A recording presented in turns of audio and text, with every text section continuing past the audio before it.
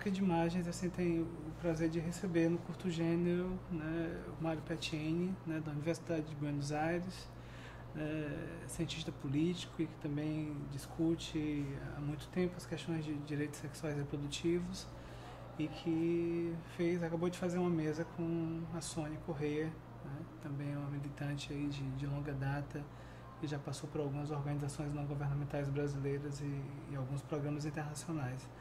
O Mário está com a gente para discutir essas questões de direitos sexuais e reprodutivos nesse contexto de o que a gente estava chamando de uma recrudescência de fundamentalismos, um tema que já foi meio que contraposto pela própria Sônia, mas que vai fazer parte aqui da nossa conversa, né? E o campo dos direitos sexuais e reprodutivos, Estado e democracia, enfim, essas questões aí que nortearam a mesa. Para começar, a gente gostaria, obviamente, que o Mário falasse um pouquinho da sua trajetória e como é que esses temas foram chegando a ti, se academicamente, estritamente no âmbito acadêmico, como é que foi isso para ti? Eu fiz minha graduação na Argentina, em Ciências Políticas, quando foi os primeiros anos da democracia, depois da ditadura. Nós já estávamos em democracia, mas era o momento das lutas pelos direitos humanos, pela justiça, na memória. Nesse momento, depois fui fazer um mestrado na França. Meu trabalho de mestrado foi sobre os juízos para os militares que eram culpáveis de violações dos direitos humanos na ditadura. Depois disso, eu queria fazer alguma coisa de direitos humanos, mas eu não sabia bem o que. Mas não queria que seja ligado à ditadura, porque já todo mundo trabalhava essa questão dos desaparecidos, da tortura. Sim. Mas também não queria fazer coisas ligadas à economia, porque todo mundo era os anos 90, era a questão do neoliberalismo e os problemas do ajuste econômico. Então eu comecei quais são os problemas de direitos humanos que não são tão diretamente ligados à ditadura, nem tão diretamente ligados à economia. Então, fiz fazer uma lista assim, de coisas. Finalmente, foi mais longo, depois de muito pensar e trabalhar, fiquei trabalhando sobre o aborto e sobre AIDS como questões de direitos humanos, mas que ao mesmo tempo intersectam saúde. Então, saúde e direitos, aborto como direito das mulheres e, nesse momento, a questão do HIV, em relação com a homofobia, que nesse momento a gente não chamava de homofobia, uma discriminação da homossexualidade. E isso foi fins dos anos 90, e nesse momento era quase maluco trabalhar essas coisas, sempre na academia. Mas eu tive uma bolsa de doutorado, depois de pós-doutorado, defendi a tese, já faz quase 15 anos que sou doutor e que trabalho sempre nessas coisas de direitos, a relação com o corpo, que tem também outras coisas que não têm a ver com a saúde, sexualidade, gênero, uso de drogas. E foi assim, eu comecei a trabalhar e nesse mesmo momento na agenda acadêmica da Argentina, da América Latina, esses temas começaram a se diversificar. Então a questão da identidade de gênero e essas especificidades, mas eu fiquei trabalhando assim, mas sempre na universidade. Eu nunca participei como nas ONGs, eu participei sim da universidade, mas não, eu nunca participei no movimento social. Entendi. Isso me traz uma questão, né? Você trabalhar com a questão da AIDS e do aborto, então aí início, final da década de 80, começo da década de 90? Sim, um pouco mais, 92, 93. 93, né? Tudo bem. Mas veja bem, você como um sujeito que não é mulher, né? E discutindo essas questões do aborto, como é que foi isso inicialmente, como é que é isso hoje, como é que você avalia essa questão, a recepção, digamos assim, das mulheres, das feministas, sei lá? Acho que três atitudes, agora só vou pensar, mas uma era dessa coisa de uma simpatia. Você, nesse momento eu tinha, sei lá, 30 anos, você, homem, jovem, está interessado nisso? É genial, legal. Mas uma coisa que assim como, é curioso. A outra coisa foi a questão de valorizar como uma sorte de heroísmo. Você tem coragem de trabalhar essas coisas. Eu falei, não tem coragem sim, mas tenho bolsa, estou fazendo doutorado, uma situação de privilégio em realidade. Eu, graças a trabalhar sobre aborto, estava fazendo doutorado, estava na França, depois passei concurso.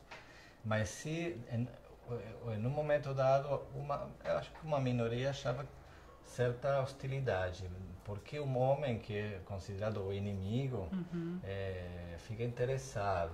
E essas coisas, essa resistência do outro que entra no meu território, mesmo para fazer as coisas que eu acho bem, porque não é um desacordo com o conteúdo, mas porque um homem vai trabalhar sobre a questão das mulheres, ou se você não tem HIV, porque está interessado com a questão da doença. Eu falo sempre essa mesma coisa, que um, de alguma maneira, sempre tem algo em comum com o outro, e ao mesmo tempo não sempre é diferente do outro. Então sempre vai ter alguma coisa para entender a experiência do outro.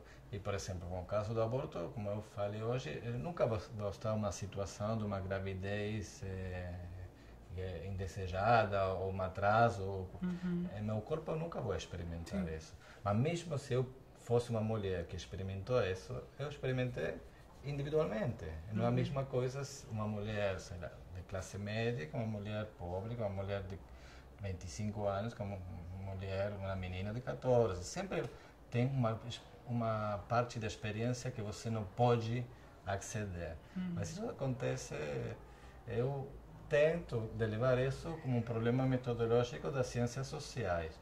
Mas, em geral, a resistência é mais um problema político. Não? Mas eu acho que eu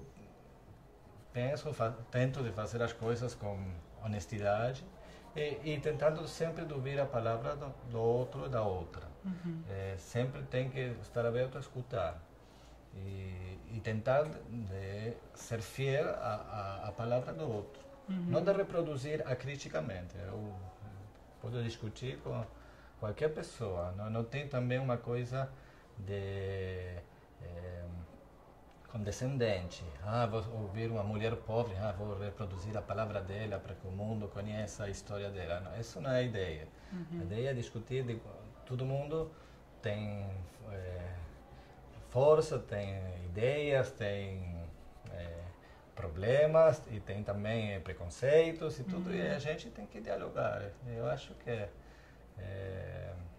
finalmente deu certo, porque eu trabalho com travestis, trabalho profissionais do sexo, com homem, com mulher, com criança, com pessoas que vão morrer. Também trabalhamos sobre paliativos. E eu espero, não sei, que não vou morrer agora, mas não posso compreender a experiência de morrer em 24 horas, mas assim, a gente sempre pode dialogar. E algumas vezes a resistência dos sujeitos com o invasor é verdade, porque tem uma experiência também sempre do outro que vem, faz o trabalho, vai embora. Isso é verdade, uma experiência de humilhação, do uso. Mas em outros casos também é uma coisa só para marcar território. Algumas vezes é muito mais, menos, mais terrenal a coisa, mas eu quero estar nesse congresso, nessa viagem, nesse microfone. É uma coisa mais também, algumas vezes, de protagonismo. Mas eu comecei com essas coisas já faz 20 anos e fico bem. Na tua fala, na parte que eu pude observar, que eu pude ver, pude estar lá, você fala de que o cenário, digamos assim, atual, ou pelo menos o cenário de 50 anos para cá, é um cenário que indica que nós estamos ganhando a disputa, digamos assim, com essa questão dos fundamentalismos. Mas, no entanto, essa não é a impressão que a maioria das pessoas tem, né? A impressão é que nós estamos meio que perdendo, quando a gente vê, por exemplo, um caso como um brasileiro, onde Marcos Feliciano sobe a posição de presidente, né, de uma comissão de direitos humanos na Câmara dos Deputados Federal, quando a gente vê algumas leis sendo barradas, enfim, não sei se é paradoxal, não sei como é que você interpreta, mas se a gente entende que não há avanço, ou que inclusive está havendo retrocesso, então seria uma visão, digamos que, demasiado imediatista e pragmática, mas que na verdade a gente está realmente num caminho ascendente? Vamos separar um pouco a questão. Tudo Evidentemente bem. Que quando uno, por exemplo, a gente falou muito do aborto hoje. Sim. É uma questão muito problemática. A gente não consegue ainda ter serviços do aborto no sistema de saúde, quase em nenhum país, lugar da América Latina. Isso é muito grave. Ainda tem muita discriminação contra gay, contra lésbica, contra as travestis. Tudo isso também com a dimensão de classe, de raça, tudo isso é verdade. Tem ainda problemas com acesso para métodos de proteção para os jovens, tudo isso é ok. Mas pensemos 50 anos atrás, Brasil, na ditadura militar. Qual é o papel da mulher? Essa ideia que eu falei hoje do sexo pré-matrimonial, não sei se vocês falam Sim. isso em brasileiro, mas mesmo hoje parece piada. Não, você tem que aguardar o matrimônio para ter sexo. Mas esse é um discurso dominante de 50 anos atrás. A ideia da mulher que tem filhos sem casamento. O estigma da mulher solteira. Agora já, não é que não existe, mas se você compara 40, 50 anos atrás, agora já não tem problema. A questão hoje, esse debate foi feito sobre direitos LGBT no marco do patrocínio do Estado, na federal e estadual, no marco da universidade. Eu olhava financiado pela Petrobras. Mas olhava também, tinha dois rapazes que estavam assim, mão com mão. Na universidade, quando eu estudava, que foi 20 anos atrás, não é tanto tempo, ninguém vai estar enamorado com enamorado numa sala da universidade. Evidentemente, como alguém falou hoje, não é a mesma coisa as humanidades, sei lá, que a faculdade de Direito. Sim. Mas mesmo assim, você tem professor de Direito gay ou professora lésbica, tem professores divorciados. Só para colocar um pouco em perspectiva o acesso e também aos médios. Hoje tem a pílula anticonceptiva, tem para fazer aborto por métodos como misoprostol, ou não sei como se chama em brasileiro, o Xaprost, que é um método que está agora as mulheres podem fazer isso sem tanta necessidade de ir para o sistema de saúde como antes. O Partido Republicano Americano aceita a união civil, porque a disputa é pelo matrimônio, mas aceita a união civil, um certo reconhecimento, quando até 2000 e poucos tinha estados, nos Estados Unidos, penalizando a sodomia. Esse é o que estou pensando. Nós, na Argentina, 30 anos atrás, a ditadura, você não podia ir de cabelos compridos na rua, homem. Agora, essas questões de expressões de gênero estão muito mais flexíveis. Nesse sentido, eu falo que eles estão perdendo, porque e as práticas? Homens e mulheres, jovens, velhos, todo mundo faz, não é a libertação sexual, é o pansexualismo, mas a gente transa, usa contraceptivos, tem filhos, namora, tem um desenvolvimento cultural muito importante com temáticas como aqui estão mostrando, lésbicas, gays, e agora mesmo as novas gerações têm todas essas misturas de identidade, da fluidez, do desejo, das relações, com muita mais naturalidade, que é uma palavra horrível, mas é mais banal, já não faz tanto escândalo. Os filmes o Último Tango em Paris, todas as coisas foram escândalos. Agora você vê na televisão, às 4 da tarde, porque já é uma aceitação. Isso no sofrimento, por supuesto que tem muito violência, tudo por tudo.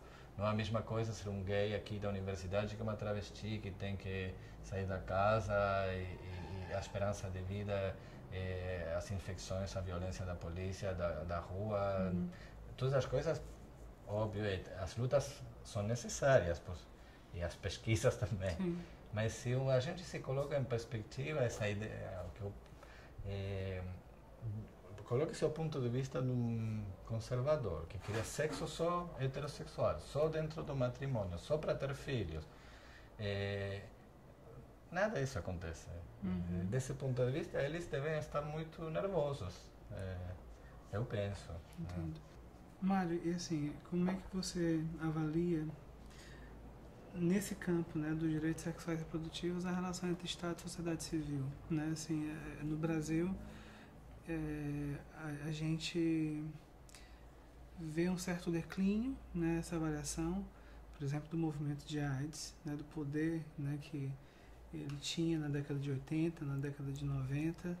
Algumas pessoas atribuem isso, paradoxalmente, a era Lula e Dilma, com uma certa desmobilização dos movimentos sociais, um certo aparelhamento do Estado. Muitos dos companheiros e companheiras de luta da década de 80 e 90 acabaram entrando no campo do governo.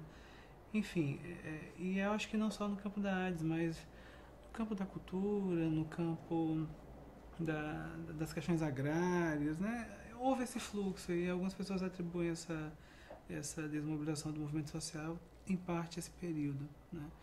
Então, é como se antes a gente soubesse claramente onde é que estava o inimigo, né? O inimigo aqui no Brasil era FHC, né? Fernando Henrique Cardoso, PSDB, tudo e coisa e tal. De repente, a gente muda de governo, para um governo popular, para um governo progressista, mas que de repente não avança na velocidade que a gente queria ou esperava que avançasse, e de repente parece que a gente não sabe mais fazer oposição, não sabe mais fazer a crítica, e o movimento se ressente disso, né? No campo da AIDS, assim, pelo que você vê, eu sei que você anda de vez em quando no Brasil e na Argentina, como é que você vê essa relação hoje entre políticas de Estado, políticas de direitos sexuais e reprodutivos e as organizações não governamentais, da sociedade civil? Como é que está sendo essa relação?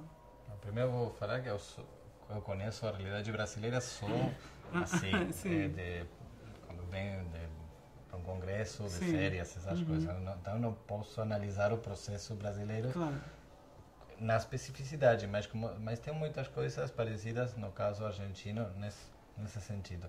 Também voltando um pouco mais para trás, na ditadura era muito claro. O Estado era o inimigo, o Estado era a repressão, o Estado era que matava, que torturava, que excluía, era o inimigo ativo. E mesmo a autorização do Estado, tanto marxista como feminista, o Estado é o organismo de opressão de classe, o organismo é o Estado patriarcal, então o Estado lá, fora. Sim. Depois, com a transição à democracia, pouco a pouco o Estado começou a ser uma areia de lutas. Você considerava o Estado um lugar onde a gente podia lutar pelo acesso a recursos, pelo acesso à política, e o movimento social começou pouco a pouco a traduzir as demandas da não a repressão ou liberação sexual em demanda de políticas públicas e de leis e de regulamentos então o Estado passou a ser quase a única areia da disputa. Eu diria aqui no Brasil, mesmo na época do Fernando Henrique, foi o momento do esplendor do programa da AIDS. Era o programa modelo do mundo, era o programa brasileiro, mas foi nesses anos. Então eu acho que além do partido que está no governo, o do Lula ou da Dilma, os processos similares que você vê, você mesmo mencionou, outros atores sociais que não têm nada a ver com sexo e gênero, tem a ver, mas outros movimentos sociais, eu diria outros países também têm esse mesmo processo de cooptação, porque finalmente o Estado diz, esse cara da ONG é muito bom, vamos colocar ele ou ela para essa política. Então, finalmente você tem como e mesmo para os organismos internacionais. Sim. Então você tem pessoas do movimento social que estão no governo, que está, não sei, o organismo das Nações Unidas, essas coisas. Isso é um paradoxo, porque é um paradoxo do sucesso. Mas, ao mesmo tempo, por isso eu falei hoje também de pensar em termos de economia política, esse é um sistema capitalista, neoliberal, baseado em desigualdade e que produz desigualdade. Então, se você está nesse estado que é necessário para reproduzir o capitalismo e a desigualdade, mas ao mesmo tempo é o aliado que dá fundos para o movimento social, que incorpora os amigos ou mesmo a você para fazer política. E é uma situação que vai além das traições dos governos da esquerda, porque isso é verdade, tem governos, partidos e líderes que algumas vezes falam uma coisa na luta na sociedade civil e depois traicionam. Tem esses casos. Mas também tem uma lógica que é mais difícil de combater. Por isso que nós falávamos ontem que você tem um mercado das ONGs. Sim. As ONGs, o movimento social dos anos 70 não pensava em termos tem que ter conta no banco para receber a grana desse financiador, depois tem que fazer relatoria, tem um contador, tem um advogado, uma personaria jurídica, todas essas coisas, mas agora já são as regras do jogo. Sim. Então, qual você pode? Eu fico na autonomia, não quero nada disso, mas a sustentabilidade é difícil, estender, por exemplo, alguma atividade a muita gente é mais caro, é mais difícil. E se você tem que trabalhar 24, tem que trabalhar 8 horas, 10 horas por dia tem que fazer política só nos momentos livres. Então é um paradoxo, porque você conserva autonomia, mas não tem recursos, não tem impacto. Mas se você recebe recursos para ter impacto, já fica com uma lógica neoliberal das ONGs. Então é um processo complexo. Eu não sei qual é a resposta ao paradoxo. Uma das coisas que eu penso, que eu falei hoje, é sempre pensar em termos de nós. Nós somos os responsáveis. Falar do Feliciano, sim, nós não gostamos dele. Mas ele está ali porque está na aliança com gente que a gente, em teoria, gosta. Sim. Então, nós temos que brigar com nossos amigos. Sim. Dizer, não, você colocou ele nessa posição. Ele, eu não conheço o caso particular, mas todos esses personagens que chegam a um lugar é porque têm aliados de nosso lado. Eles não chegam, porque mesmo o voto evangélico, de conservador, não dá para ter tanto poder. Eles precisam dos partidos não evangélicos. Então,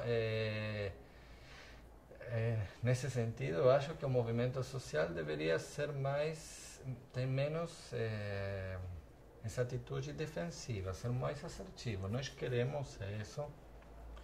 A justiça de nossos reclamos é justiça. Nós estamos por direito ao aborto, ao das travestis a adoptar uma identidade de gênero, porque isso é o justo. Não temos que ter vergonha de dizer essa é a justiça social, isso é a democracia, isso é a liberdade, mesmo a linguagem liberal do século XVIII. Isso é liberdade, isso é igualdade, isso é dignidade. Mas é mais fácil falar da academia que fazer política. Sim. Política sempre mais precisa mais compromisso. Para análise a gente pode dar esse luxo de... E tem muito tempo para analisar, né? Mas isso que você falou me remete a uma outra questão. Quando a gente fala, por exemplo, de estratégias, né? De estratégias com foco nas questões de afirmação dos direitos sexuais e reprodutivos, assim. Como é que se avalia algumas estratégias, como, por exemplo, a Marcha das Vadias, né? Ou então, não necessariamente a Marcha das Vadias, mas algumas estratégias muito de internet hoje em dia que utilizam do deboche, ou do sarcasmo, da brincadeira, do achincalhe, digamos assim. Eu tenho a impressão que às vezes isso pode ter um resultado contrário àquele que a gente espera. Não sei se você me entende. Entendo. Nesse sentido, eu acho que uma estratégia é válida se tem sucesso. Então, se falar uma linguagem conservadora, como discurso da família, do amor, dá como resultado ter matrimônio igualitário, usemos a linguagem do amor e da família. Se a linguagem do sarcasmo e da ironia dá como resultado mostrar uma irracionalidade, uma hipocrisia, eu estou favorável. Então, em realidade, não é uma a priori, tem que ver caso por caso. Essa é a minha impressão. Por algumas vezes você acha, não, fazer isso é mais como um happening, uma performance, mas algumas vezes dá certo. Então, bem-vindo a essa atividade. E outras vezes só termina dando como resultado uma reação mais por exemplo, eu não conheço das marchas safadias a situação particular, mas nas paradas do orgulho também, ao início falavam, não, vamos deixar as travestis atrás, porque tem que ir as lésbicas grávidas e os homens de classe média primeiro para assegurar respeitabilidade. Mas ao mesmo tempo você está ratificando uma ideia de uma respeitabilidade que você quer colocar como questionar, não? Então eu não sou a priori contra, ao contrário, eu acho que depende sempre da situação. Eu sou Mas esse contra... nível de eficácia a gente só vai poder avaliar posteriormente. Isso, eu só estou a priori em contra. Agora não tem isso, mas na época a discussão sobre o outing. Você tem um personagem público que não defende os direitos dos gays e das lésbicas, e você sabe que ele é homossexual no armário, então ele é o gay e não está apoiando a nossa causa, mesmo é um filho da puta que é um juiz que é homofóbico e ele mesmo é homossexual. Eu não estaria a favor do outing, estaria contra dessa política, porque eu acho que eticamente você mesmo, se um filho da puta tem direito à intimidade, uma coisa assim. Mas só essas coisas um pouco... mais extremas. Eu estou contra expor as crianças, por exemplo, na política, esse tipo de coisas que são... mas senão eu só avalio pelo resultado. Se uma marcha das mulheres peladas dá resultado, se tem que ir só fazendo uma coisa muito acadêmica e formal mesmo o uso da ciência, por exemplo, para o matrimônio gay, eu não falei isso, mas nós todos fizemos uma declaração como se a ciência mostra que os gays são os melhores pais, as lésbicas as melhores mães, que o direito internacional está tudo pelo matrimônio gay, tudo uma coisa que em realidade não é verdade. Mas algum deputado, algum senador acha que se a ciência está a favor, eles votam a favor. É um uso, porque os católicos fizeram a mesma coisa, mostraram os problemas de saúde mental das crianças, filhos e filhas. Mas é um uso estratégico. Eu sou nesse sentido cínico. Se dá resultado, bem-vindo. Se não dá resultado, pensemos melhor. Outra estratégia. Mário, queria só que você está com a gente há 2 dias, né? E você chegou a ver outras mesas, eu acho, e contrastes e tudo. O que você achou do curto gênero? O que você está achando da proposta dele? Eu acho maravilhoso num sentido que vamos pensar pela negativa. O formato das apresentações, do formato acadêmico tradicional, eu diria o formato ativista tradicional, a gente já sabe o que vai acontecer, já tem uma sorte de ritual, você sabe que vai dizer essa coisa, outro vai responder, outro vai fazer uma pergunta. Você mesmo as questões ativistas, um vai protestar, outro vai falar mais forte.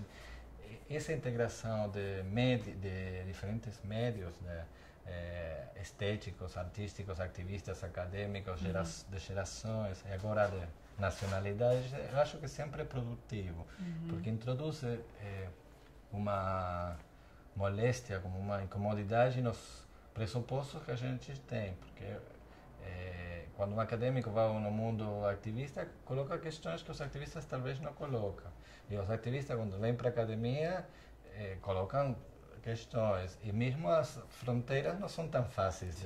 Eu falo assim de acadêmico ativista, mas na realidade tudo é um mundo anfíbio, não? Você está na água e na terra ao mesmo tempo.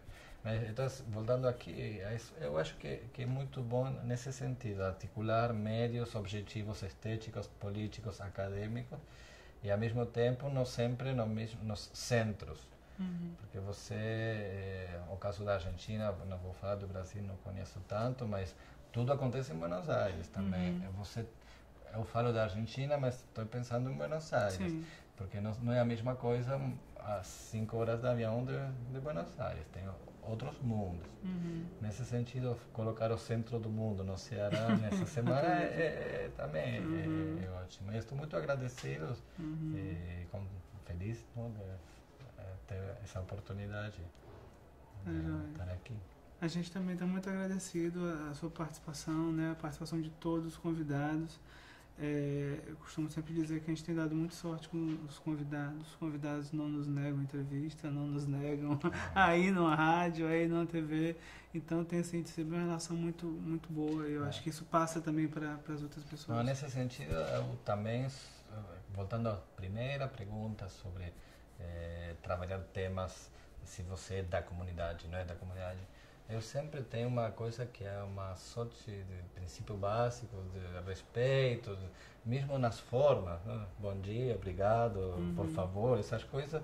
E se você convida, você vai, se chega o horário, essas coisas que têm a ver talvez mais com o sucesso dos eventos como esse, ou com as lutas, que algumas vezes hoje alguém me falava se a gente fez estudos, não fez estudos, está engajado, não está engajado.